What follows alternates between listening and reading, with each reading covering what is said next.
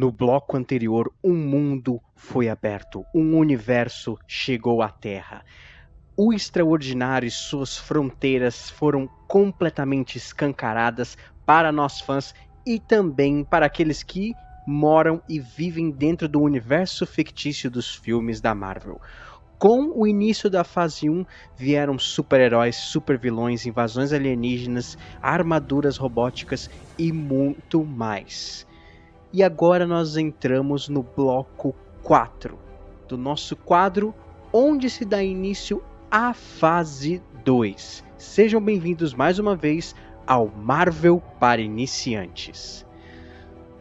O universo cinematográfico Marvel ele teve uma grande revelação, um grande ponto de virada em sua história quando aconteceu a Batalha de Nova York. Ela mudaria por completo toda a estrutura do planeta Terra dentro do universo Marvel, como as pessoas viam os super-heróis, que agora não eram mais segredo para ninguém, como as pessoas viam alienígenas, os perigos que vinham por aí, as ameaças, e como a SHIELD não podia mais esconder isso da população.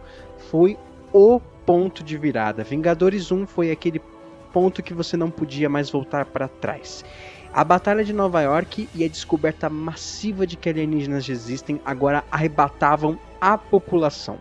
Um mundo nasce cheio de desesperos, incertezas e fragilidades, onde ainda estamos nos reerguendo de um grande impacto dos Vingadores, e certas organizações tomariam proveito da situação para tramar contra toda a humanidade. O mundo foi fragilizado, o mundo nunca havia visto um acontecimento igual como a Batalha de Nova York. Tantos feridos, prédios sendo derrubados, um portal enorme no céu, leviatãs voando por aí, e é claro, um time de 6 super-heróis que se juntaram para defender a Terra. Os Vingadores. Agora eles eram até uma marca, agora vinham brinquedos dos Vingadores, agora vinham camisetas, as pessoas falavam sobre isso, as pessoas falavam sobre a SHIELD e queriam ter certeza de que ninguém estava mentindo para eles, mas todos os segredos seriam revelados aqui, nessa leva de filmes e de uma série. Então nós vamos acompanhar aqui os filmes Homem de Ferro 3, a série Agentes da SHIELD, o filme Thor, O Mundo Sombrio e o filme Capitão América, O Soldado Invernal. Entramos então em um mundo de super-heróis.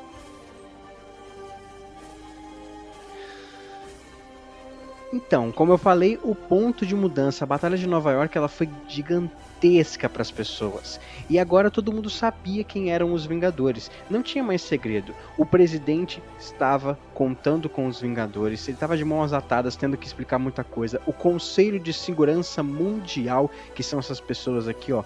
Guardem muito bem esse nome, Conselho de Segurança Mundial, porque eles são muito importantes, são aqueles que estão acima do Nick Fury na SHIELD, certo? Todos eles, o mundo está assustado, o mundo estava com medo e precisava de grandes defesas para lidar com essas novas ameaças, e temiam que os Vingadores fossem muito fora do controle para eles.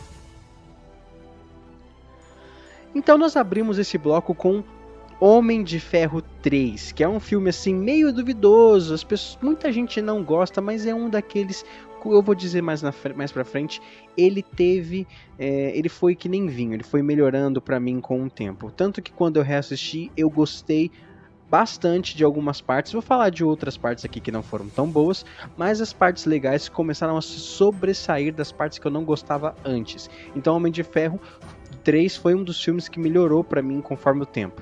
Acho que todos da Marvel melhoraram pra mim conforme o tempo. Foi bem legal poder reassistir isso com outros olhos, com os olhos um pouco menos críticos, menos chatos, assim. Acho que eu tava com o coração mais aberto, sem querer ficar fazendo mimimi e querer bancar o crítico, entendeu?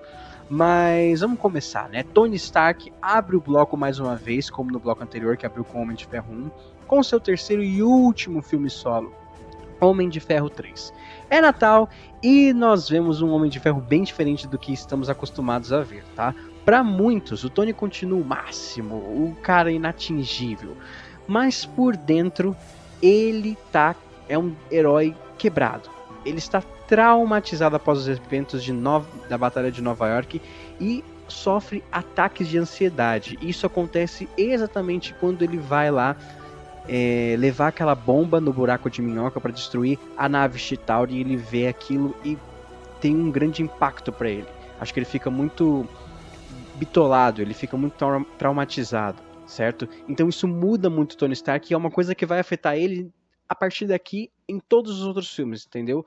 A partir daqui, esse acontecimento acaba afetando muito o Homem de Ferro, e a gente vai ver repercutindo até o último filme que ele aparece, que é Vingadores Ultimato.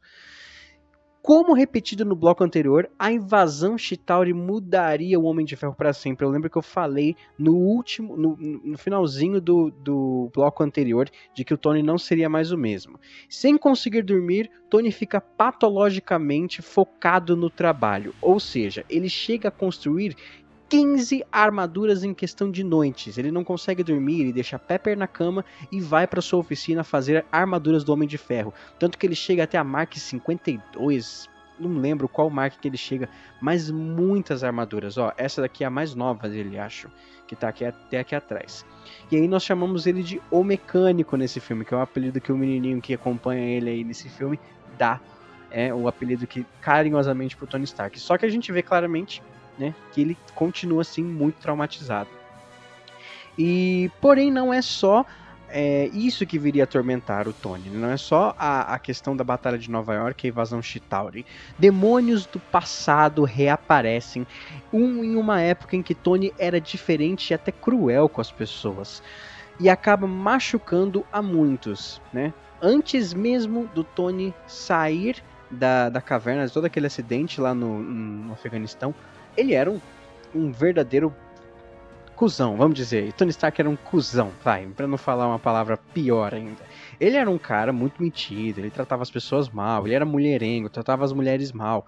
Então eu acho que depois da caverna, depois dele ter virado o Homem de Ferro, ele melhorou muito. Mas aquilo que ficou no passado ainda vinha atormentá-lo. Um desses demônios é Aldrich Killian, o CEO da IMA, esse senhor aqui, de óculos de sol. Ele é o CEO da IMA, Ideias Mecânicas Avançadas, que no passado tentou recrutar Tony para um projeto junto com a doutora Maya Hansen, que desenvolveu um soro regenerativo que aprimora a biologia humana. A doutora Maya é essa aqui, e ela desenvolveu o Extremis. Esse soro ele entraria na biologia humana, entraria no corpo, no sistema humano, e conseguiria regenerar qualquer não falha, mas qualquer, por exemplo, membro perdido, a pessoa regenerava, visão, a pessoa regenerava. Então a doutora, e ela tinha começado isso em trabalho com plantas, só que havia uma falha bem grande. Só que o Tony ele não quer entrar na IMA, então ele não entra, mas o Aldrich Killian consegue contratar a doutora Maya.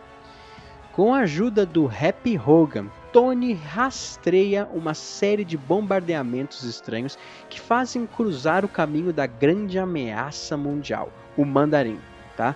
Eu vou ressaltar aqui a importância desse cara aqui, ó, do Mandarim, nos quadrinhos. O Mandarim, ele é o maior inimigo do Homem de Ferro. Ele é assim, como o Superman tem o Lex Luthor, como o Batman tem o Coringa, como o Homem-Aranha tem o Duende Verde, o Homem de Ferro tem o Mandarim. Ele é um dos inimigos, assim, do primeiro escalão do Homem de Ferro. Ele já sofreu muito contra o Mandarim, já apanhou pra caramba, e o Mandarim, ele é um vilão muito imponente, um vilão muito importante nas histórias em quadrinhos Marvel em geral, no universo todo. Então a expectativa estava muito grande para esse filme, porque eles iam adaptar com um baita de um ator que é o Ben Kingsley, e ficou ótimo visualmente, ficou lindo visualmente, né? Tô falando visualmente.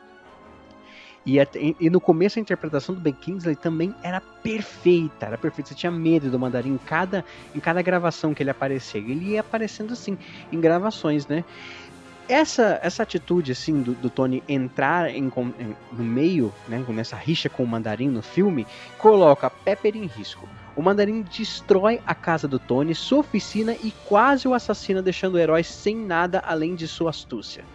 Aqui nós temos a mansão Stark completamente destruída pelo bombardeio dos agentes do Mandarim e, pasmem, o Mandarim é o líder da Organização dos 10 Anéis.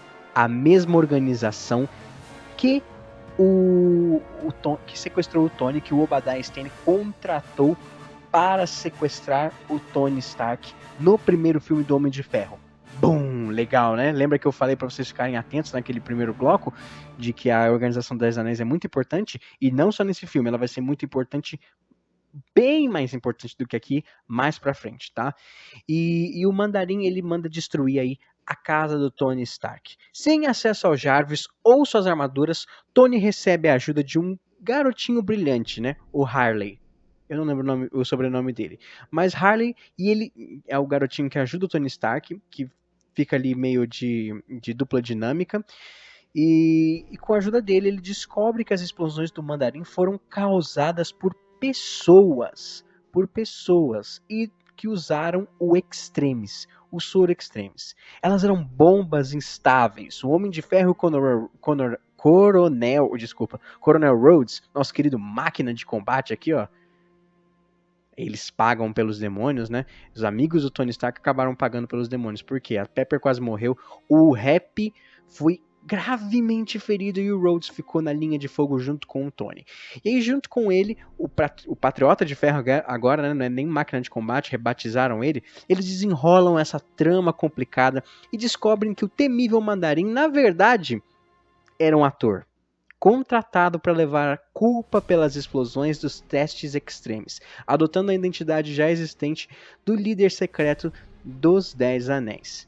Gente, deixa eu falar que esse foi um plot twist tão frustrante, porque o Ben Kingsley no começo tinha ficado ótimo de Mandarim, e aí ele se revela só um ator bobão. Cara, decepcionou tantos fãs que queriam ver esse embate incrível entre o Homem de Ferro e o Mandarim, que é por isso que esse filme é tão, assim, massacrado pelos fãs, por causa desse plot twist ruim, né? E mesmo reassistindo hoje, ainda é ruim. Mas calma, que o Mandarim voltaria a reaparecer. O verdadeiro, tá, Mandarim? O verdadeiro Mandarim existe e voltaria a aparecer. Quer dizer, teria sua estreia, na verdade, né? Num filme futuro, beleza? Então, não se preocupe que o Mandarim ainda volta. Eles pegaram esse nome, esse ator, né, que contrataram ele pra levar a culpa do Extremis, pra ter um disfarce, assim, né? Então, e ainda até deram o nome de Mandarim, beleza? Quem que fez isso? Aldrich Killian. Aldrich Killian é o verdadeiro vilão. Ele e a Ima. Eles estavam testando o Extremis. E aí, porque não queriam chamar a atenção desse seu produto novo, né? Do Extremis, desse soro milagroso, sim, que transformaria em armas, era um produto incrível da Ima. Eles inventaram que o Mandarim estava causando explosões. E era para isso que via. Tanto que nos locais das explosões você via a sombra de todas as vítimas, menos de uma, que era a pessoa que na verdade explodiu por Extremis. Aqui a gente tá vendo, né, a pessoa Extremis. Isso é uma falha no soro. E o Aldrich Killian queria que o Tony Stark consertasse esse soro. Por fim, Tony e Rhodes, juntamente de Pepper, destroem Aldrich Killian, que arquitetou todo o teatro, inclusive sequestrar o presidente para poder vender o soro Extremis para os militares. Não se sabe ao certo o que aconteceu com a Ima, tá? A Ima ainda é um mistério. Acho que ela ainda está inativa, mas nunca mais ela reapareceu assim de forma grande no UCM, só mencionada. Provavelmente ela volta no futuro, porque a Ima é muito importante também, é uma organização vilanesca muito importante. E a gente vai ter várias organizações aqui nesse bloco, tá, galera? E aí, com a derrota do Aldrich Killian, o Extremis, ele não foi vendido para os militares, tá? E também a gente descobre que a Maya Hansen, na verdade, estava ajudando o Killian. E o Killian, na verdade, era um mandarim. Um mandarim, né? Foi uma luta muito legal. Aquela luta de todas as armaduras é muito bacana. O final, o clímax, né? Eu gosto bastante. E no final, o Tony destrói suas armaduras e cura Pepper, que tinha recebido o Extremis, né? Que o o Edward Cullen que tinha colocado nela. E também ele aproveita para remover os estilhaços de seu peito e finalmente se ver livre do reator Ark no seu peito. Tony precisou cair tão longe para perceber que ele não é só a armadura e que mesmo se aliens ou qualquer um viesse confrontá-lo, ele estaria pronto. Então eu tenho aqui, ó, temos o Tony jogando seu reator Ark no mar e temos um fechamento de arco assim em que o Tony meio que fica mais relaxado, mais tranquilo. Falando a clássica frase, eu sou o Homem de Ferro numa narração. É um filme bem legal, assim, é o que eu falei. Ele melhorou muito depois de um tempo que eu assistindo agora com uma cabeça diferente, com uma cabeça não tão chata, não tão, sabe, crítica. Foi um filme legal, foi um filme gostoso de assistir. Assistiria de novo, porque eu gosto muito do Robert Downey Jr., é um baita ator, e todo esse núcleo assim, do Homem de Ferro é muito bacana.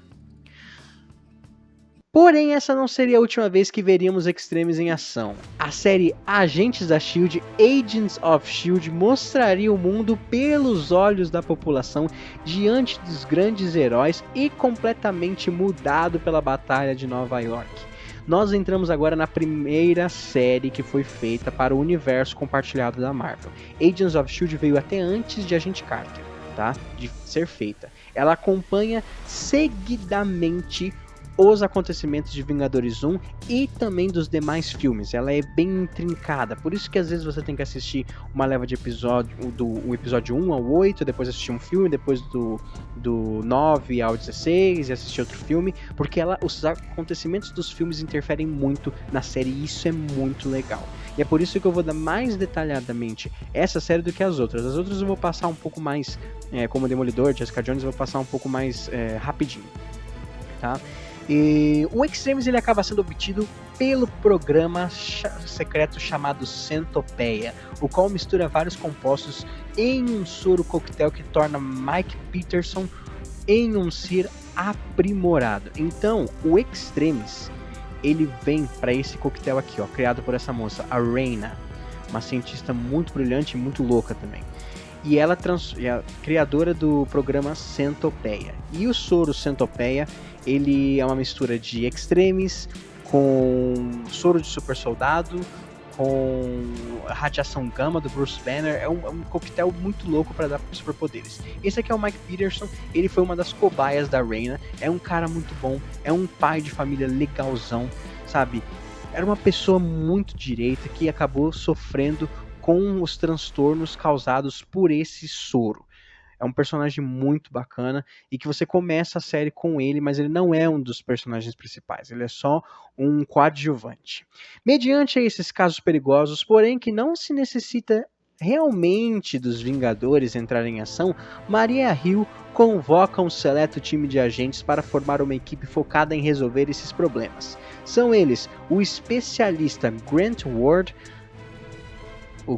aqui, a bioquímica Gemma Simmons, o engenheiro Leo Fitz e a famosa agente Melinda May, uma lenda na S.H.I.E.L.D. conhecida como a Cavalaria. Temos aqui a agente Melinda May, uma das minhas personagens preferidas. Todos liderados por um rosto surpreendente e também muito reconhecível que estava dando saudades. Agente Coulson, Phil Coulson, que não está morto. Ou melhor, que morreu para incentivar os Vingadores, mas a equipe de Nick Fury o trouxe de volta à vida em 8 segundos. Ou é o que eles querem que ele pense? Um lugar mágico? Galera, vou explicar direitinho aqui. O Phil Coulson realmente morreu em Vingadores, tá? Ele teve que ser trazido de volta à vida. E falaram pra ele que ele só foi revivido em cerca de 8 segundos, assim. Os médicos conseguiram fazer um procedimento lá e conseguiram revivê-lo. E aí, supostamente, o Nick Fury não teria contado para os Vingadores que o Coulson, na verdade, está vivo, realmente para motivá-los a se juntar e lutar contra o Loki em Vingadores 1. Essa é a verdade que o Coulson escutou do Nick Fury e da Maria Hill. Mas você acha mesmo que a SHIELD, cheia de segredos, não ia ter alguma coisa por trás? E falaram pra ele que depois dessa lesão, né, porque o Loki perfurou o coração do Coulson com o cetro, ele teve que ir para uma reabilitação e depois passou um tempinho no Tahiti. E toda vez que alguém falava Tahiti, ele dizia automaticamente um lugar mágico. Será?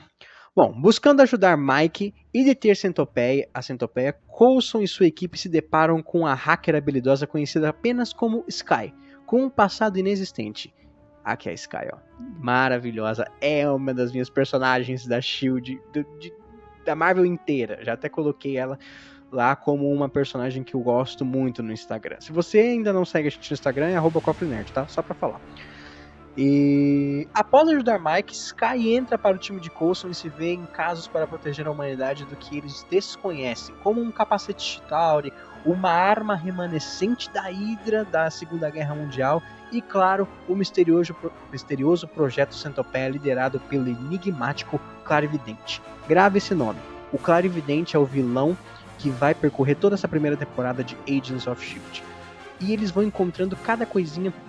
Cada caso, a primeira temporada é muito aquele vilão da semana, né? Então, cada episódio é um caso e eles têm que resolver.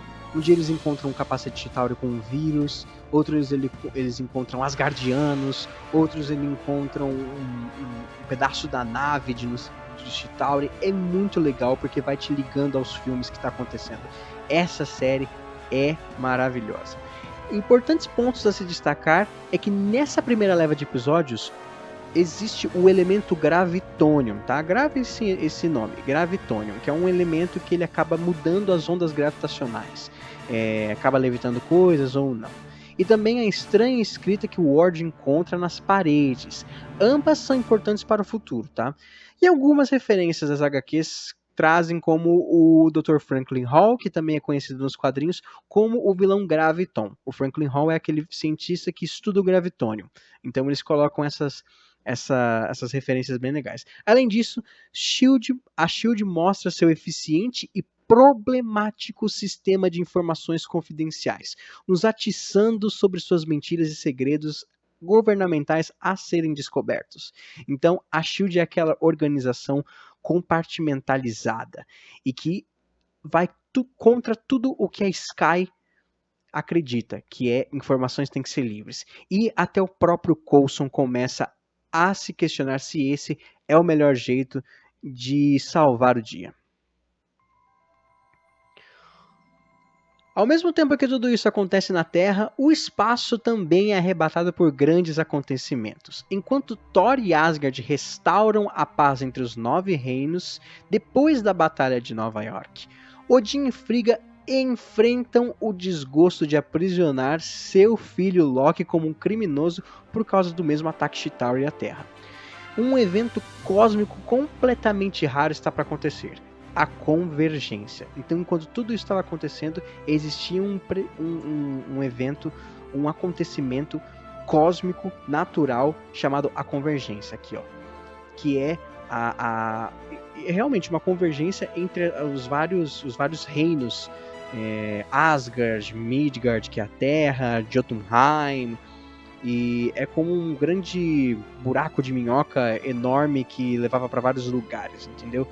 Cara, só assistindo porque eu não consigo explicar direito aqui essa parte de uma física com ficção, né? Então, então faço o meu melhor, assistam os filmes que é mais fácil. E de acordo com Heimdall e o Dr. Selvig, o qual se recupera da influência de Loki, esse evento conecta os 9 reinos de uma maneira única. Ele aconteceu muito no passado, tá? Procurando por Thor e em busca de ajudar Eric, Jane Foster, nossa querida Jane Foster, acaba se deparando com o fenômeno da convergência que a faz entrar em contato com uma ultra poderosa relíquia da aurora do universo, o Éter, essa lama vermelha raivosa, como o próprio Thor chama. Isso é muito importante. Esse é o MacGuffin do filme, o Éter, que entra dentro da Jane Foster e acaba deixando ela bem mal, tá? Isso desperta os antigos e perigosos elfos negros e seu líder, Malekith, que no passado lutou contra o avô do Thor e perdeu ao tentar usar o éter para banhar o universo em trevas mais uma vez. Ó, Thor, o Mundo Sombrio, ele é um filme também igual ao Homem de Ferro 3, ele é bem debatível, entendeu? É um filme assim que muita gente não gosta, tem gente que fala que ele é o pior da Marvel, tá? Mas, mais uma vez, depois de assistir, eu não desgosto tanto dele, não odeio tanto ele assim. Gostei de reassistir, não é tão ruim quanto eu lembrava. É um filme legal, dá pra passar uma hora bacana, assim, 2 horas assistindo. E... enfim, eu acho que é aquilo que eu já expliquei com Homem de Ferro. Olhando com uma outra cabeça, mais tranquila, mais relaxada, é um filme bacana. Só que um dos problemas do filme é realmente o Malekith, que é o vilão. Interpretado por um ator que eu gosto muito, Christopher Eccleston, o nono doutor, que trouxe Doctor Who de volta em 2005. Infelizmente não se deu tão bem aqui como esse vilão, que é muito emblemático nos quadrinhos. Os Elfos Negros são muito famosos por serem inimigos do Thor, certo? Isso desperta os Elfos Negros. Com isso, de volta em mente e sede de vingança, Malekith ataca Asgard para recuperar o éter que está dentro de Jane e mata Frigga. É nesse momento que acontece uma coisa muito triste no universo Marvel. A mãe de Thor e Loki morre nas mãos de um elfo negro. Asgard fica em luto. E então Odin perde sua esposa. Vale ressaltar que apesar de pouco memoráveis, os Elfos Negros eram tão poderosos que se equivaliam ao poder de Asgard. Eles fazem uma destruição enorme em Asgard. As naves dos Elfos Negros, o próprio Malekith, o próprio poder daquele outro elfo mudado. E aí a Frigga acaba, para proteger a Jane, ela acaba morrendo e pagando por esse preço, assim, por ser a rainha de Asgard, por ser uma linha de defesa, por ser uma mãe tão protetora assim também, infelizmente, porque a Frigga era uma personagem muito legal. Thor forja uma aliança instável com Loki para matar Malekith, salvar o universo e, é lógico, vingar a Frigga a contragosto de Odin, porque o Odin queria levar a guerra a qualquer jeito e doa quem doer, entendeu? Aqui nós percebemos que a grande joia do filme é a dupla e a interação entre Tom Hiddleston e Chris Hemsworth, entre Loki e Thor. Essa aliança que a gente adora ver.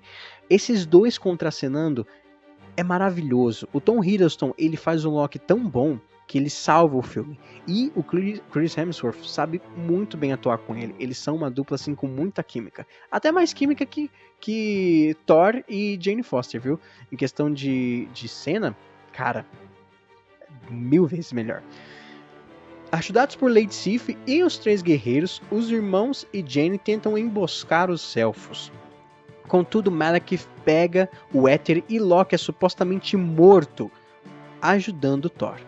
O Deus do Trovão e o Elfo Negro levam a luta até a Terra, Londres, onde aconteceria o ápice da convergência. Nesse momento, a gente ficava assim...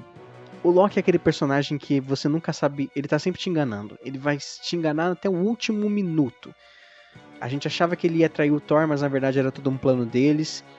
E ele acaba morrendo pra salvar o próprio irmão e a Jane. É nesse momento que você tem uma reconciliação linda entre os irmãos. Entre ver como o Thor realmente gosta do Loki. E sim, o Loki gosta muito do Thor, apesar de toda a mágoa e ressentimento por causa da criação do Odin. Certo? E Thor e Jane finalmente conseguem matar o Malekith e o universo é salvo nessa batalha de Londres, quando o Malekith traz aquela nave enorme para a Terra, ele acaba morrendo. Renunciando ao trono, Thor volta para Jane sem saber que Loki está vivo e se passa por Odin. Tcharam! Ele é muito trapaceiro, mano.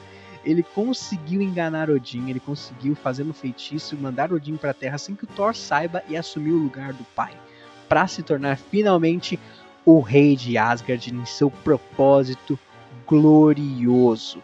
Cara, como eu amo Loki Odinson. Esse cara é fera demais. Apesar de muito criticado e ter os seus problemas, Thor: O Mundo Sombrio é mais um dos filmes que eu já falei, né, que caiu no meu gosto com o tempo. Levando em conta todo o escopo da Marvel, é também muito gostoso ver os detalhes de Asgard sendo explorados. Afinal, é nesse filme que somos apresentados ao termos Joias do Infinito, sendo o Éter a segunda oficialmente mostrada junto com o Tesseract, e ficando sobre os cuidados do colecionador, esse senhor aqui. Então nós finalmente temos a palavra Joia do Infinito, as palavras Joias do Infinito colocadas no filme. Na cena pós-crédito, eles falam: não é sensato deixar duas joias do infinito tão próximas. Então o Tesseract ficaria no cofre de Asgard, enquanto o Éter, a joia da realidade, ficaria com o colecionador, que também está partindo em sua própria busca pelas joias. Então a busca pelas joias começa. Elas são o cobiço de vários seres cósmicos, o cobiço de quem quer poder, porque elas são as armas mais poderosas do universo. Mais pra frente nós vamos falar sobre as Joias do Infinito, terá uma explicação bem melhor no filme do próximo bloco, tá bom, gente? Enquanto isso, o Tesseract é a joia do espaço, beleza? Então nós já temos duas joias: o Tesseract, joia do espaço, e o Éter, a joia da realidade. De volta à Terra e seguindo os eventos, o agente Coulson e seu time são enviados para recolher os destroços da nave dos Elfos Negros em Londres após o filme Thor: O Mundo Sombrio. Que legal, eu falei que são conexões diretas com os filmes. É muito, muito bom ver isso na série, é maravilhoso. Essa busca abre a porta asgardiana para tramas paralelas como o Bastão de Berserker, que a equipe deve evitar que caia nas mãos erradas. É um episódio só sobre isso, esse episódio 8, em que o Bastão Berserker, que é uma arma asgardiana de um guerreiro Berserker, dá força para aquele que usa e também mexe com a raiva da pessoa.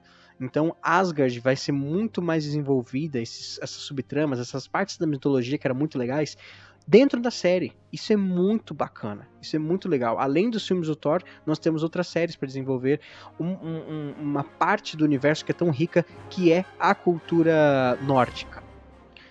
No desenrolar da trama, nós vemos os laços entre o time crescer. E mais sobre os traumas e cicatrizes de May e Ward. Então nós temos aqui, ó, a cavalaria em Bahrein.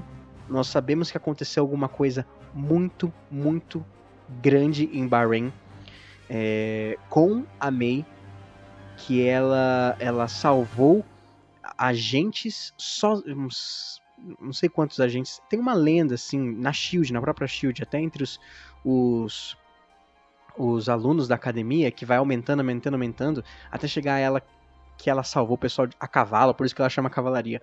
Mas é uma lenda muito grande e que fez a fama da Agente May, só que ela odeia essa fama, porque a partir daquele dia ela nunca mais foi a mesma. Isso Phil Coulson afirma para Sky. Quando ele estava lá com ela, ele sabia o trauma que ela tinha passado ao salvar essas pessoas. Ela salvou sozinha, tá?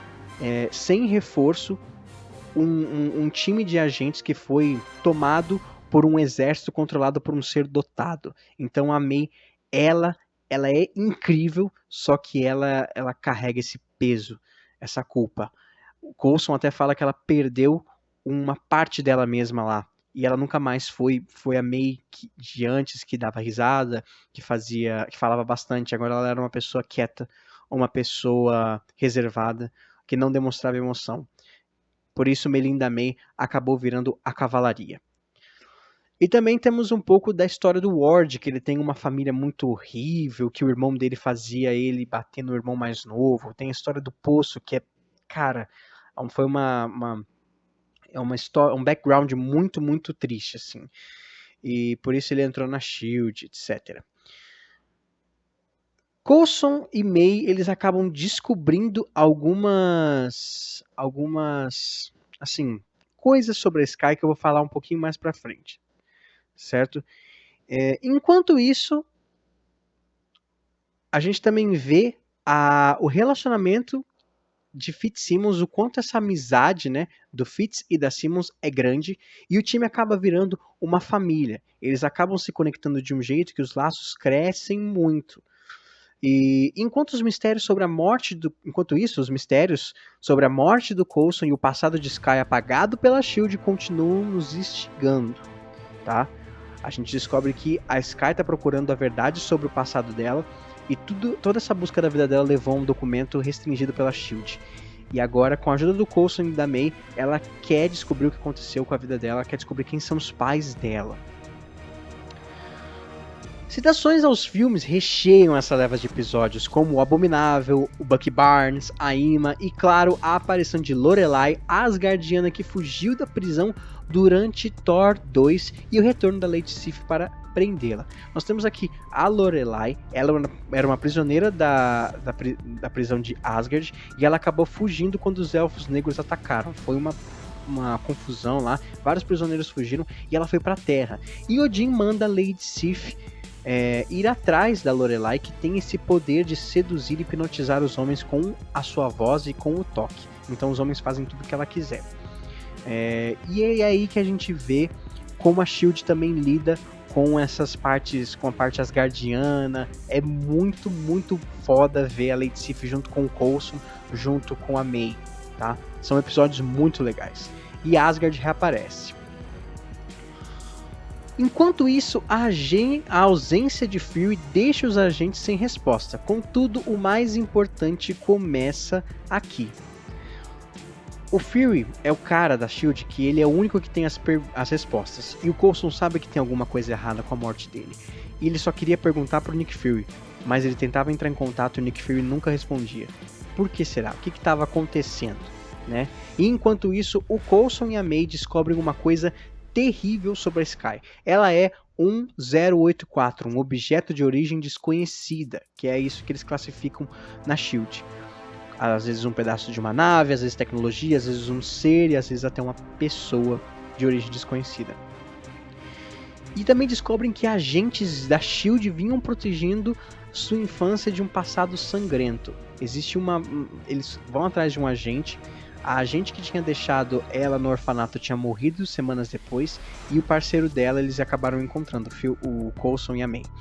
E eles perguntam o que aconteceu, e eles só disseram que houve um massacre numa aldeia na China, e essa garotinha foi a única que restou. Eles salvaram essa garotinha de um massacre de monstros, e essa garotinha era a Sky. E o cara ainda alerta: onde a garota vai, a morte a segue. Isso deixa Coulson e May, assim, em alerta máximo. Bom, o projeto Centopeia e o Clarividente vão se revelando cada vez mais quando Reina ressurge para descobrir o último mistério que estabilizaria os seus super soldados Centopeia, os quais reúnem quase toda a tecnologia misteriosa que o time enfrentou antes. Então o time tinha encontrado, por exemplo, uma pessoa com um olho robótico que recebia ordens, né? Também tinha nesses soldados Centopeia da Reina. Tudo estava se caminhando, montava ali uma trama e deixava essa pergunta: quem é o Clarividente? Quem está por trás de toda essa trama louca com a Cybertech, com o Centopeia, que acaba virando Deathlock? E além do mais, sobre a morte do Coulson também, né? E quem estava por trás da Reina. E ela aí acaba capturando o Coulson com a intenção de descobrir o que afinal trouxe de volta à vida. Transformou também o Mike Peterson em Deathlock e mandou atirar na Sky. Esse é o Clarividente. Ele mandou fazer tudo isso. Ele transformou o Mike Peterson nesse personagem pouco conhecido dos quadrinhos, que é o Deathlock, que é um humano meio ciborgue, também controlado por ele, né? Ele tem esse olho biônico que, se ele desobedecer alguma coisa, eles explodem esse olho nele, e também estavam mantendo o filho dele como refém, o Ace. E aí o Clarividente manda assassinar a Sky Por quê? Porque ele queria saber o que trouxe Phil Coulson de volta à vida. E só com a Sky em perigo de vida, assim, né, quase morrendo, eles teriam coragem de investigar e ir atrás do que trouxe ele de volta. Assim como os heróis descobriram que como o Phil foi trazido de volta à vida, depois de dias morto, através do projeto Tahiti, usando uma droga de DNA alienígena para reviver humanos, o Clarividente também descobre, beleza? Então, o Coulson ele descobre que a morte dele durou, na verdade, dias. Isso é impossível. Biologicamente, isso é impossível. A própria Gemma e o Fitz falam. Só que não quando se tem droga alienígena, né? Que eles usaram a partir de um DNA de um Kree. Provavelmente um Kree que ficou depois do filme, ficou aqui na Terra, um corpo, um cadáver que ficou aqui na Terra depois do filme da Capitã Marvel, mantido pela SHIELD. E assim, com a ajuda do John Garrett, um agente amigo do Coulson que reaparece para ajudar ele a salvar Sky e descobrir sobre o projeto Tahiti. E ele também foi o supervisor do Ward, que treinou o Ward para ele ser um agente da SHIELD. E esse era um protocolo para reviver um Vingador morto, protegido por Fury a 7 chaves, porém que deixa o paciente louco, e com isso foi necessário reescrever as memórias de Coulson. Esse era um projeto então para reviver caso um Vingador morresse. Tony Stark, Capitão América, Viúva Negra, o próprio Thor. Então eles usariam, em alguma batalha eles usariam essa droga para reviver esse Vingador. Porém Phil Coulson foi morto e Nick Fury sabia que ele não poderia ser morto assim, não ia deixar barato. Ele queria o seu braço direito de volta, seu melhor amigo de volta. E o Fury confia muito no Coulson, demais. Só que esse processo deixava a pessoa maluca. Então foi assim que eles tiveram que reescrever as memórias, implantar memórias falsas. Daí o Coulson, toda vez que falava de Tahiti, ele falava instintivamente: um lugar mágico, um lugar mágico. Cara, creepy, muito louco. Assim, é uma das melhores tramas, assim, melhor arco que eu vi. É muito legal esse mistério, assim. Eu curto muito esse tipo de mistério. Só que o maior mistério começa a se desvendar quando nós descobrimos que o Clarividente é, na verdade, um agente da SHIELD. Ele não tem poderes misteriosos, ele não vê o futuro, ele, na verdade, é um agente da SHIELD e está por dentro de todas as informações do sistema da agência. Quando o agente Sitwell é chamado para a embarcação da Estrela da Lemúria, os agentes Coulson, May, Garrett e os outros percebem que tem algo errado com a SHIELD. E aí, minha gente, quem é o Clarividente? O que está acontecendo com a SHIELD? E a partir daqui nós temos spoilers grandes. Se você não assistiu Agentes da SHIELD, e se você não assistiu, por exemplo, Capitão América, o Soldado Invernal, para e assiste depois. Esse vídeo depois. Assiste a série e o filme, depois vem pra cá. Porque é spoiler grande e que estraga a sua experiência. Aqui entramos em um dos melhores, se não o melhor filme do UCM. Pra mim, na verdade, o melhor filme solo de super-herói, da Marvel pelo menos, até hoje lançado. Capitão América, o Soldado Invernal. Eu amo esse filme, ele tá entre meu top 3 de preferido na Marvel, assim, eu gosto pra caramba. O longa é tão bem dirigido pelos grandes irmãos Russo, que também foram responsáveis por Vingadores, Guerra Infinita, Vingadores Ultimato e a Guerra Civil também, né? Eles são diretores incríveis e que o seu trabalho ficou muito grande na Marvel. Então, ele também é fascinante em evoluir cada personagem apresentado, entregar uma história impecável que nos traz uma mensagem sobre liberdade e o seu preço. O barco da Estrela da Lemúria é atacado por Batroc e seus piratas. Batroc é um personagem muito importante, tá, no universo do Capitão América. Ele é um inimigo do Capitão América. Até chamam ele de Batroc o Saltador. É um grande lutador de artes marciais. Ele volta a aparecer depois no futuro. Mas assim, bem esporádico, né? É um personagem meio D, meio C, mas é que é muito legal ver esses elementos que a Marvel coloca rapidinho, mesmo que insignificantes nos quadrinhos, mas que dão esse toque no filme. É muito legal.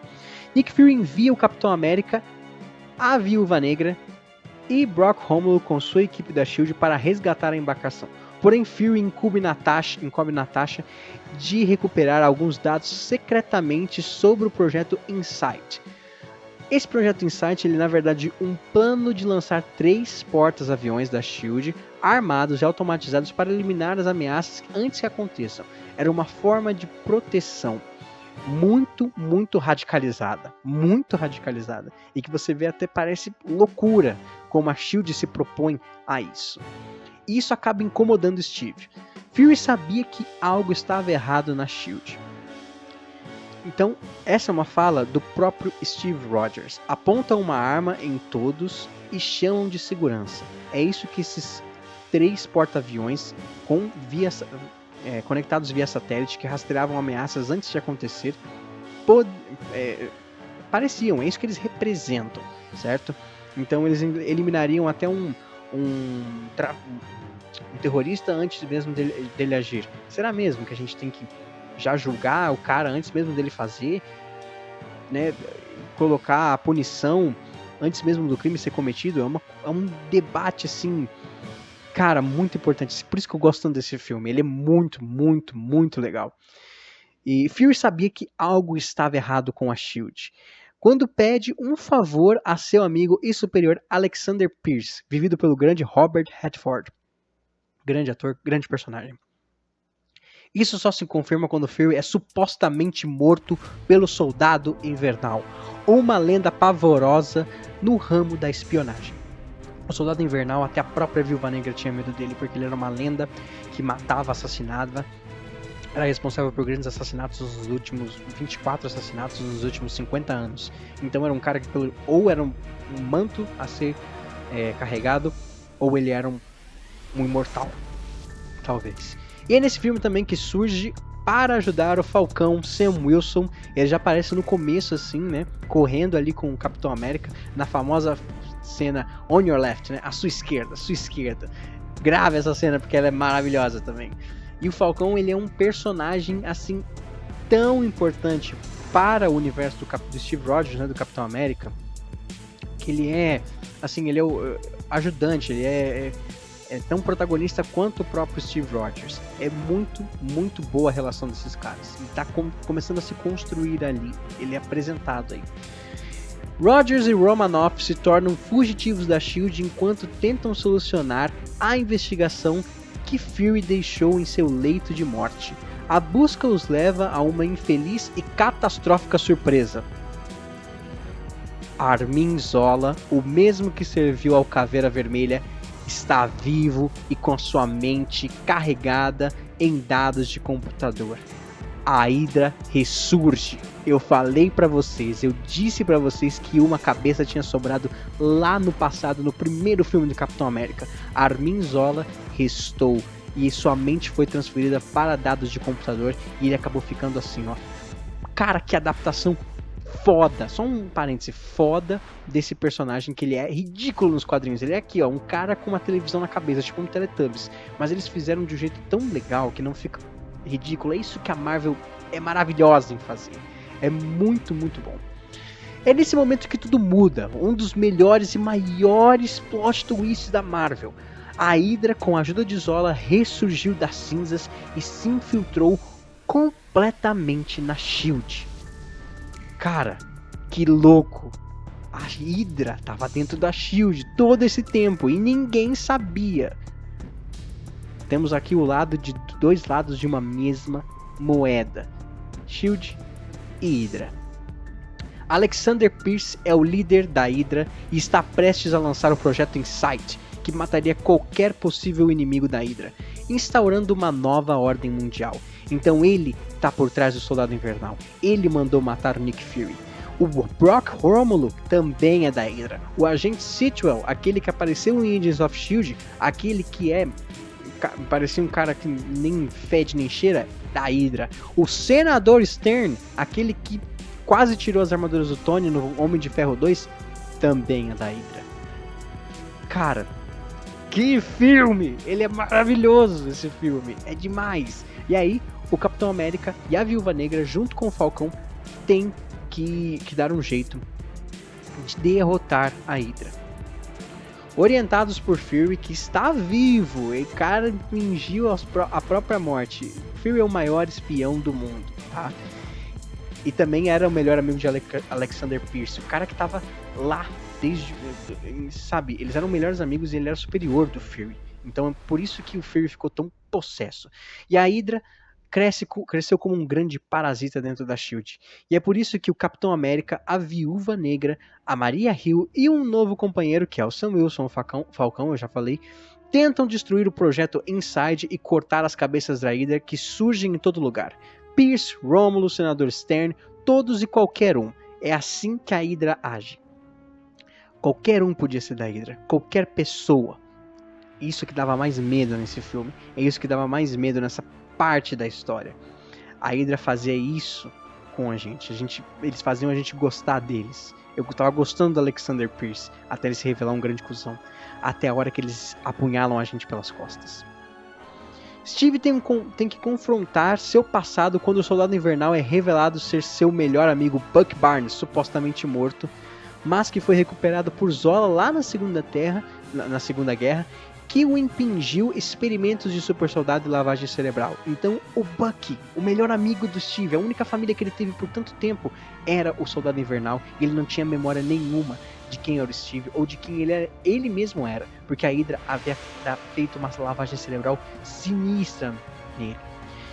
Em uma luta brutal, Steve ganha e perde ao mesmo tempo. Derrotando a Hydra, o Capitão acaba em um combate de vida ou morte com o melhor amigo. A SHIELD é destruída junto da Hydra e o mundo perde seu maior sistema de segurança. Esse foi o dia que a SHIELD caiu. Foi assim, cara, é difícil a gente pensar num universo sem a SHIELD nesse começo. Eles estavam lá desde o começo, desde o Homem de Ferro 1, desde o Capitão América 1, né? Construídos pela Peggy Carter. Peggy Carter é essa que aparece velhinha nesse filme, muito, e com Alzheimer, né, tadinha, nem ela se perdia nas memórias assim do Steve quando ele foi visitar. Mas, cara, perdemos a SHIELD nesse dia. Grande, coisa grande, pra Hydra ainda. O filme ele é impecável, gente, impecável em destacar cada personagem como Fury, Hill, Pierce e o Sam. Porém, o foco central é o Steve e a Natasha Romanoff, né? Tanto em suas jornadas pessoais, quanto em seu tempo quanto a construção de uma das melhores, é que eu tô lendo daqui, tá, gente?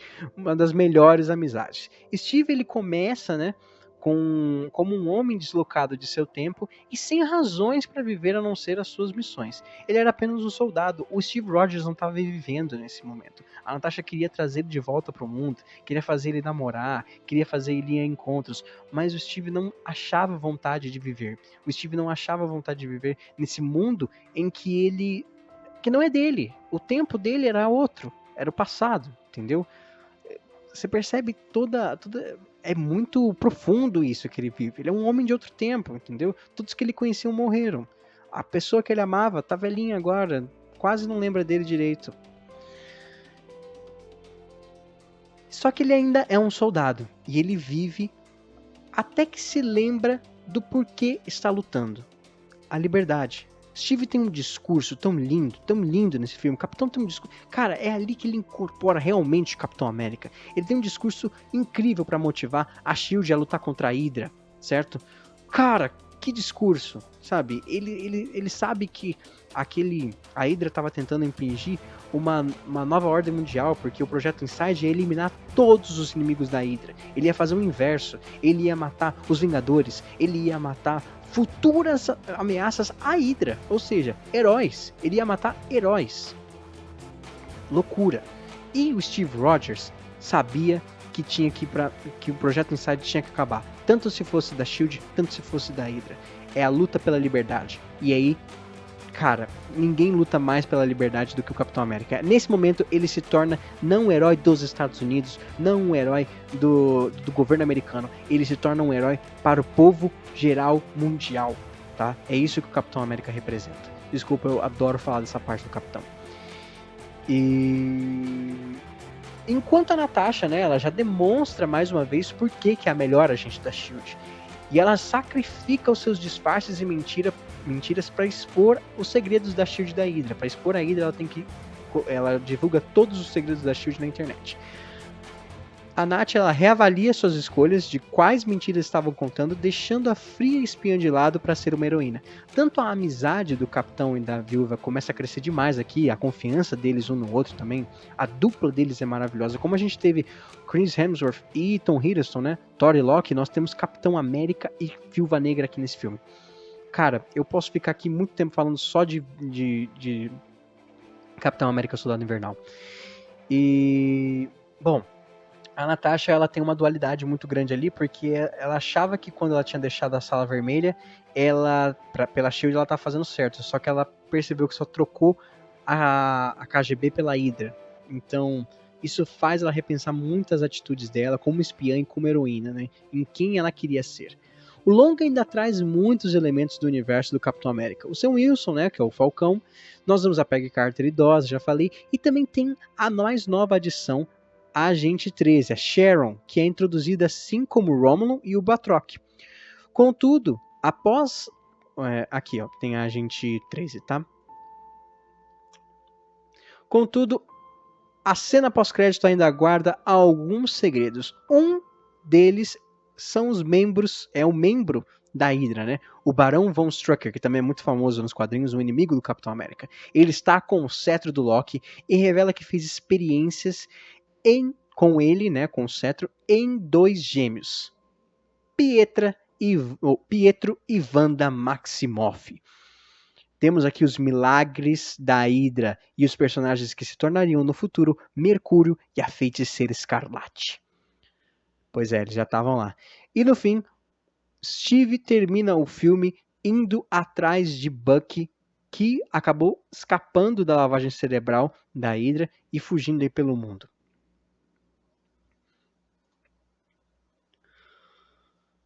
Ah, minha gente, é isso aí. A queda da SHIELD e a revelação da Hydra não afetava apenas Washington. Ambas as organizações tinham seus membros por todos os lados. Logo agora que Sky se tornaram uma agente e a confiança de Phil e May é abalada, isso porque o Coulson descobre que a May estava monitorando ele todo esse tempo, amando do Nick Fury, para ver se o Coulson tinha algum efeito colateral daquela droga, né? Nada que causasse mal ao Coulson, mas eles acabaram brigando por falta de confiança nisso, certo? Mas a May tinha suas ordens, apesar dos dois serem grandes, mais que amigos.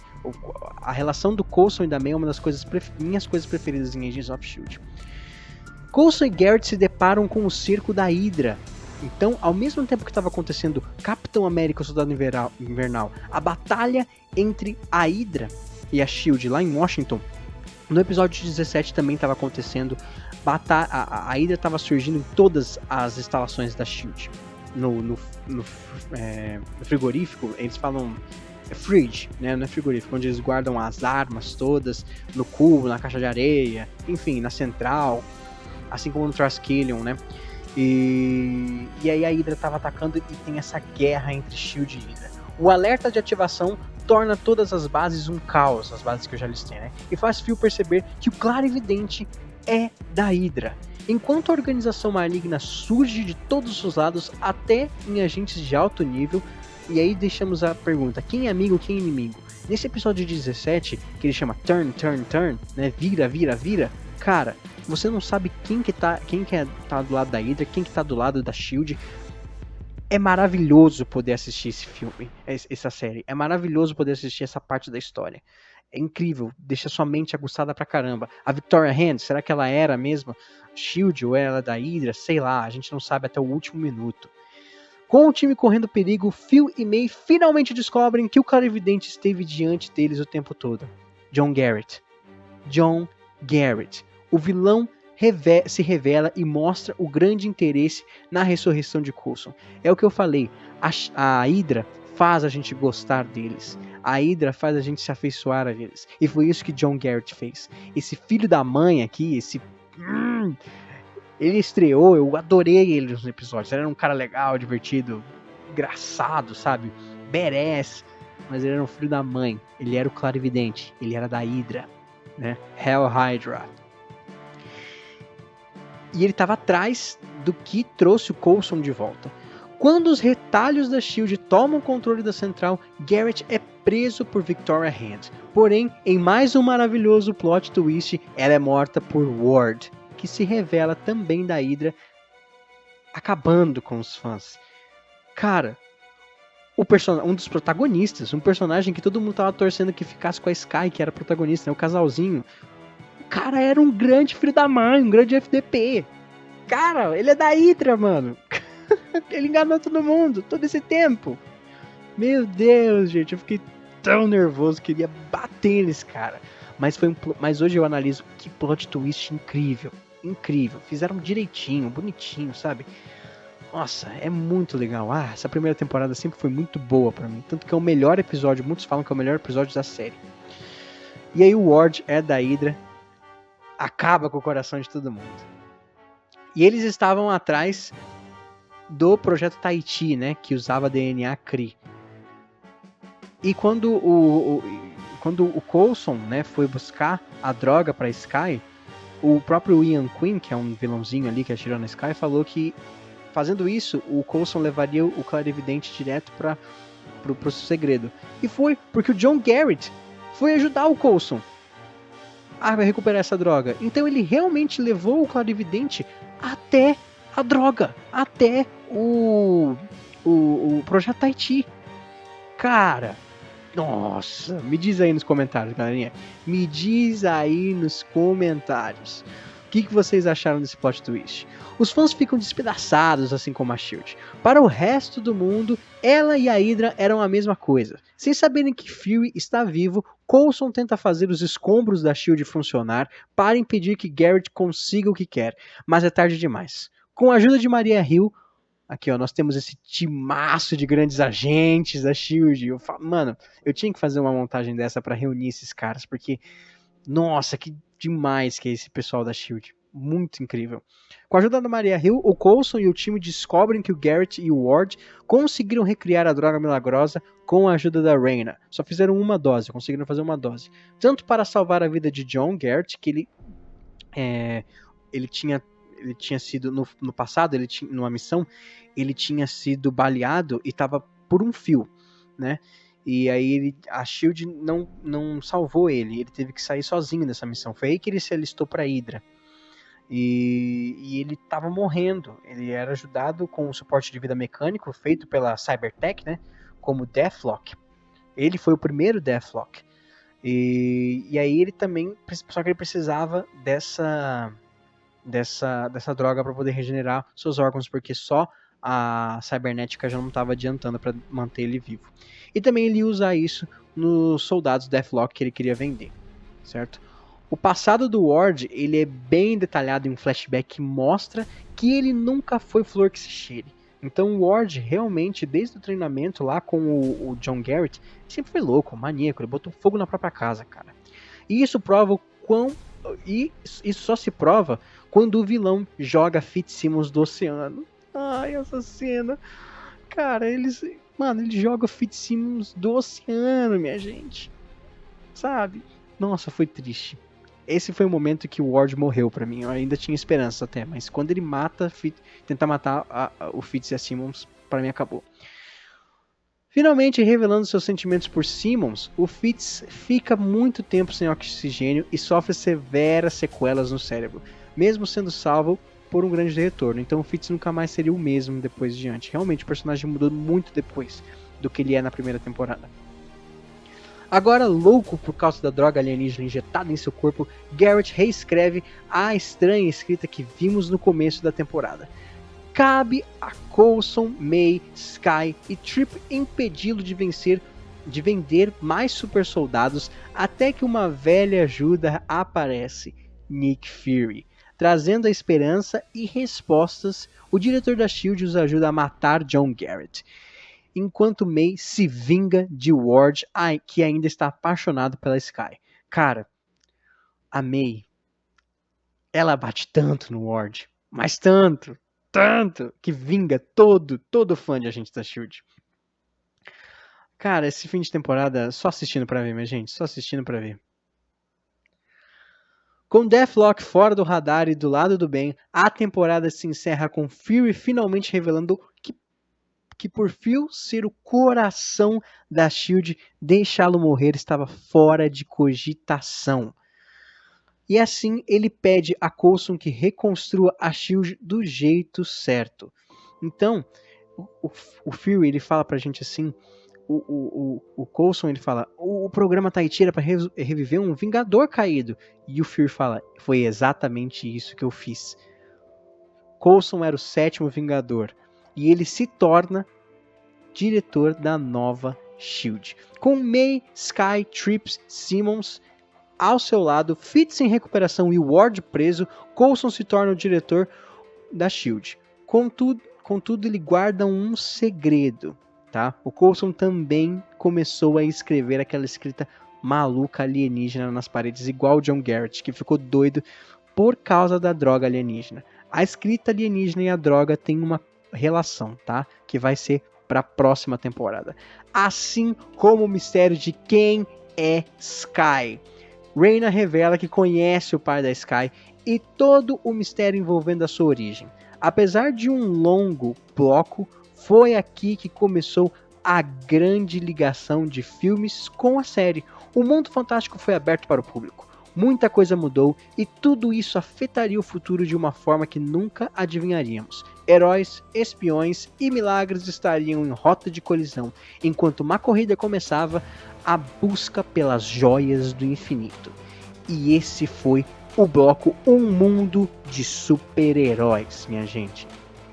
Bem-vindos ao universo Marvel, aberto, escancarado para vocês. E no próximo bloco, a gente vai deixar esse universozinho rapidinho para ir num outro diferente que a gente nunca tinha visto também. Um em que acontecia os filmes do Homem-Aranha, o espetacular Homem-Aranha do Andrew Garfield, tá? Não tem também relação com os filmes do Tobey Maguire, aquela lá era uma outra história fechada. Mas vamos ver a trajetória do espetacular Homem-Aranha. Então, marquem aí na sua lista que os próximos filmes para o próximo bloco é o Espetacular Homem-Aranha 1 e o Espetacular Homem-Aranha 2, A Ameaça de Electro. Galera, eu vou ficando por aqui porque já me prolonguei demais. Esse bloco foi longo porque teve bastante coisa para detalhar, mas espero que vocês tenham gostado. Diz aí o que vocês estão achando do Marvel para Iniciantes, deixa nos comentários e não se esquece de se inscrever no canal. Vejo vocês no próximo bloco de Marvel para Iniciantes.